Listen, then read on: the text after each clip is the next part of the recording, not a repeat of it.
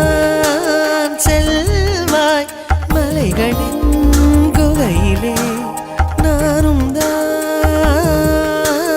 செல்வேன் இமைகளின்